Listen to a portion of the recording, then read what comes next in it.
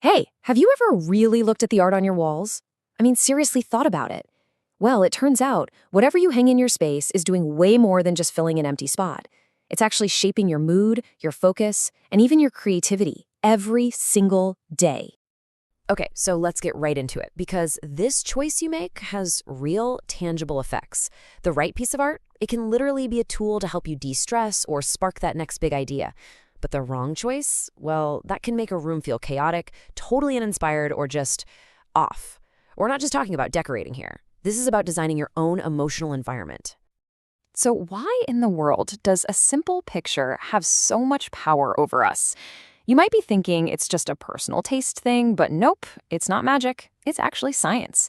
There's a whole field of study that looks at how our visual surroundings mess with our heads in a good way. And let me be clear, this isn't just some vague good vibes idea. We've got solid research that proves what you see directly influences how you feel and how you perform. Your walls are literally sending signals to your brain 24/7. So, how exactly is this art speaking to you? Well, it has its own language, really, made up of four key parts: the colors it uses, the way everything is arranged, that's the composition, the texture, and, of course, what the art is actually a picture of. Every single one of those elements plays a huge part in the overall psychological effect.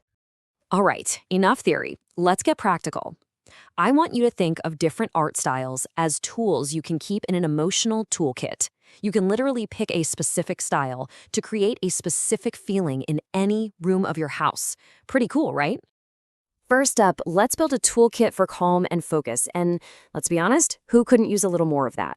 If you're trying to create a space that helps you just unwind and concentrate, these next couple of styles are going to be your best friends. The first tool in our Calm kit is minimalist art.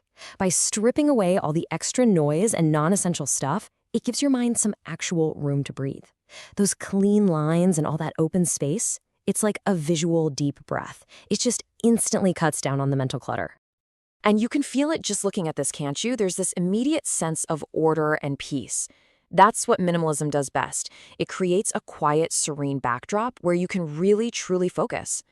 Okay, another super powerful tool for calm is nature-inspired art. See, humans have this built-in, innate connection to the natural world. It's a concept called biophilia. And when you bring images of the outdoors inside, you're tapping right into that instinct. It's a proven stress reducer. And get this, the effects are actually physical. Looking at scenes just like this has literally been shown to lower your blood pressure and improve your overall mood. It's like a mini vacation for your brain, and you never even have to leave the room. All right, let's totally switch gears. What if you don't want calm? What if you want to walk into a room and feel a jolt of energy, a real spark of inspiration? Don't worry, there's an art toolkit for that too. This is where abstract art just completely shines. Because it doesn't represent something you can name, like a tree or a house, it forces your brain to engage in a totally different way. It kind of bypasses your logical side and talks directly to your imagination, pushing you to think outside the box. Art like this is basically a conversation. There's no one right answer to the question, what is it? And that's the whole point. It makes you curious, it invites you to come up with your own interpretation, and that, right there, is the very heart of creativity. And for just a pure blast of feel-good energy, you've got to love pop art. It's bold, it's super playful, and it uses familiar images in a way that's just impossible to ignore. It is just plain fun. The super bright colors, the dynamic images, they just instantly make a space feel more alive. Pop art is social, it's lively, and it's absolutely perfect for areas where you want to feel uplifted and ready to take on the world. Okay, so for our final toolkit, let's talk about something we all need from time to time, a good dose of daily motivation. This is art that doesn't just hang there and look pretty, it actually gives you a push. And that brings us to typography art. Its power is just how direct it is.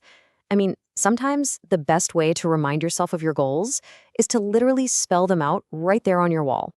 Seeing a phrase that really resonates with you every single day acts like this constant, positive little cheerleader in your corner. It reinforces what you believe in, and it can be that little nudge you need to get going, especially on those days when you're just not feeling it. So now you've got the toolkit, you know the styles, but how do you pick the right tool for the job? Don't worry, it's way simpler than it sounds. Here's a quick 3-step guide to picking the perfect art for any room.